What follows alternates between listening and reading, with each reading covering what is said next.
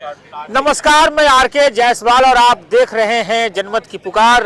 आपको दिखाने लाए हैं एक हिंदू सम्मेलन में, जहां पर हिंदू सम्मेलन चल रहा है।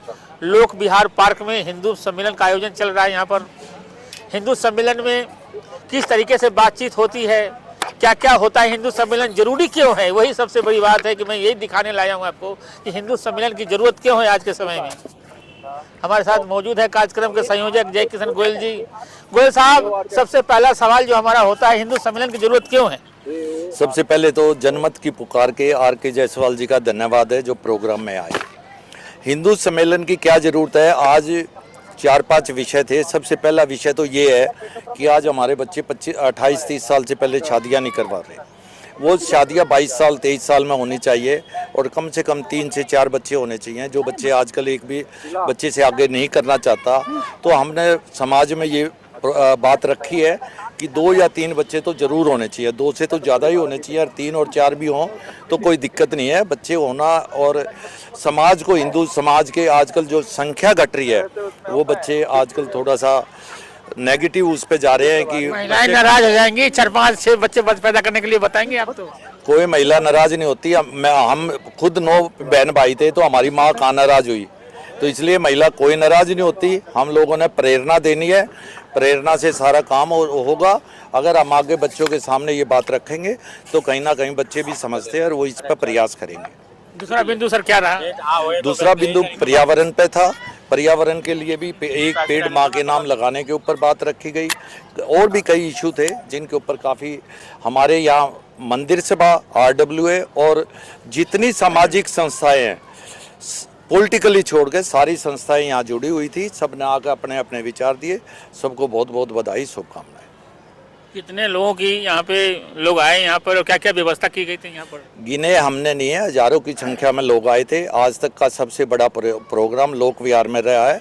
हमारे हेमंत जी RWA के अध्यक्ष हैं, इनकी उपस्थिति में भी काफ़ी लोग आए हैं और इनको भी बहुत बहुत बधाई दे रहा हूँ। इन्होंने बहुत बड़ा सहयोग किया है और काफ़ी संख्या में लोग यहाँ थे।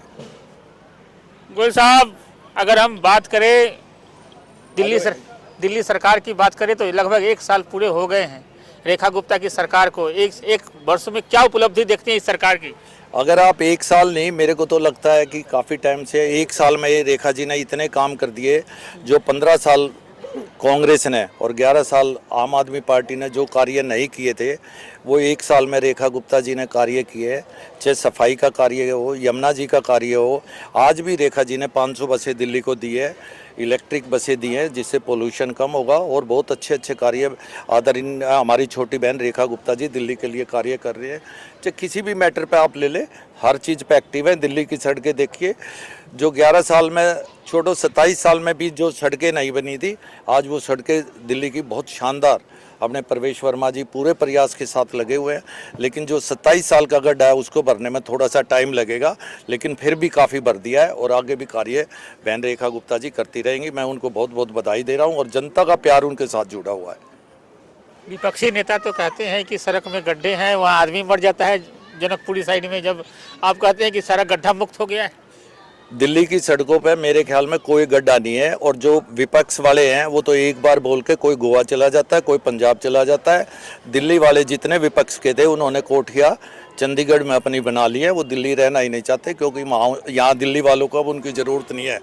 और पंजाब से वो मुक्त होने हैं, बहुत जल्दी पंजाब से भी मुक्त हो जाएंगे। मैं रेखा गुप्ता जी को बहुत बहुत बधाई दे रहा हूँ, जो उन्होंने दिल्ली को गड्ढा मुक्त भी बनाया। पोल्यूशन पर भी बहुत कार्य हो रहे हैं, बसेस के कार्य हो रहे हैं। आप किसी भी उस पे जाकर देखें, सब पे कार्य हो रहे हैं। रेखा गुप्ता जी बहुत अच्छा कार्य कर रहे हैं। मैं उनको 100 में से 100 नंबर देना चाहता हूँ। उनको बहुत बहुत बधाई, शुभकामनाएं। हाँ जी, कितने से कितने नंबर?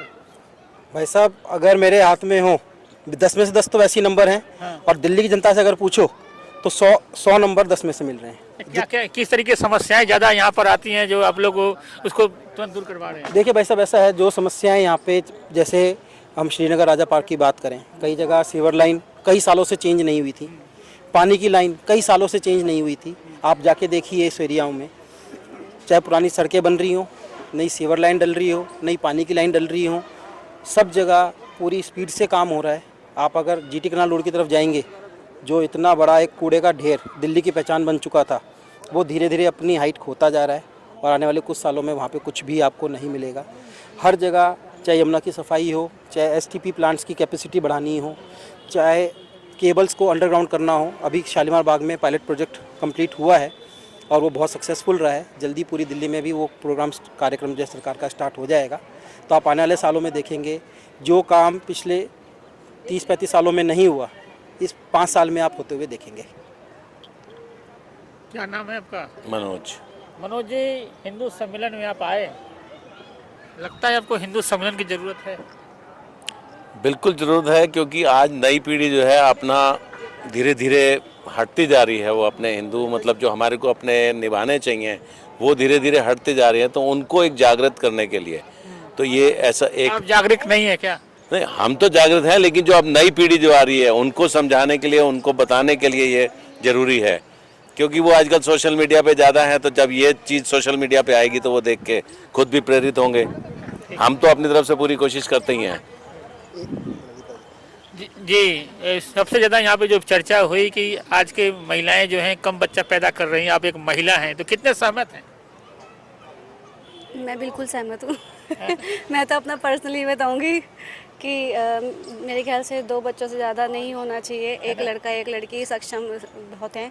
पढ़ाई लिखाई के उसके बहुत सारी जिम्मेदारियाँ होती हैं। बहुत सारी जिम्मेदारी हैं और आज के टाइम पे आप देख सकते हैं इतनी महंगाई हो गई है कि आप एक बच्चा संभालो वही बहुत बड़ी बात है। सही बात।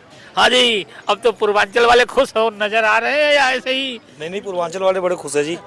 विधायक जी वगैरह काम कर रहे हैं आपका? हाँ, बहुत बढ़िया काम कर रहे हैं हमारे विधायक जी। विधायक जी आपके प्रोग्राम में नहीं है? अब आपने इंटरव्यू में लिया ही था, सारी बातें हमने बता ही दिया था। हो सकता है कि विधायक जी कहीं व्यस्त हों, किसी कार्यक्रम में गए हों। विधायक जी से आप लोग काम करवा पा रहे हैं क्षेत्र के लोगों के लिए? हाँ, करवा पा रहे हैं, काम तो हो ही रहा है। क्यों है आज के समय में जब आप हिंदू राष्ट्र प्रधानमंत्री से लेकर निगम पार्षद तक, राष्ट्रपति, मुख्यमंत्री, राज्यपाल सब हिंदू हैं, फिर हिंदू सम्मेलन की जरूरत क्यों पड़ रही है? आप खुश हैं हिंदू सम्मेलन हो रहे हैं? बिल्कुल खुश हैं हम तो। बस ये बढ़िया भोजन मिलता है, पटका स्वागत करते हैं, तो हम लोग कौन नहीं पटका चाहेगा कि हमें स्वागत? जायसवाल जी, सबसे बड़ी बात क्या है, ये जो सम्मेलन है हिंदुओं के द्वारा और हिंदुओं के लिए हो रहा है, हमारे समाज के लिए हो रहा है। ये पूरे हिंदुस्तान में 1 लाख से ज़्यादा सम्मेलन होंगे और जो उसका उद्देश्य है हमारे हिंदू समाज को जागृत करने का, एक करने का, और जो सबसे बड़ा इसका उद्देश्य ये है, हम कोई जाति पाति में नहीं हैं, हम किसी जाति में नहीं बंधे हुए, हम सिर्फ़ और सिर्फ एक हिंदू हैं। और इस भाव को जागृत करने के लिए ये सारे कार्यक्रम हो रहे हैं। आज भी हमारा जो कार्यक्रम हुआ विशाल RW के यहाँ पे प्रधान भी हैं यहाँ से? जी, मैं यहाँ का B ब्लॉक का RW का प्रधान भी हूँ। मनोज जी हमारे जो एग्जीक्यूटिव मेंबर हैं और एज ए प्रधान मैं इस प्रोग्राम में शामिल हुआ हूँ। और इतना विशाल कार्यक्रम हिंदुओं का मैंने अपनी लाइफ में नहीं देखा है। और सबका एक ही भाव था कि हम हिंदू हैं, हमारी जात कोई मायने नहीं रखती। और जो ये हिंदुओं को बांटा गया जातियों में, उस चीज़ को ख़त्म करने के लिए ये हिंदू सम्मेलन एक शुरुआत है। तो जात पात की करो विदाई, हिंदू हिंदू भाई भाई, ये नारा चल रहा है आजकल हर हिंदू सम्मेलन में। और मैं आपको दिखाने की कोशिश करता हूँ कि हिंदू सम्मेलन के आगे का और पीछे का सच क्या है। मिलते हैं किसी और खबरों के साथ। नमस्कार। अगर आपने हमारा अभी तक चैनल सब्सक्राइब नहीं किया है तो कृपया चैनल सब्सक्राइब कर लें, लाइक करें, शेयर करें, कमेंट करें। तो मिलते हैं फिर किसी और खबरों के साथ।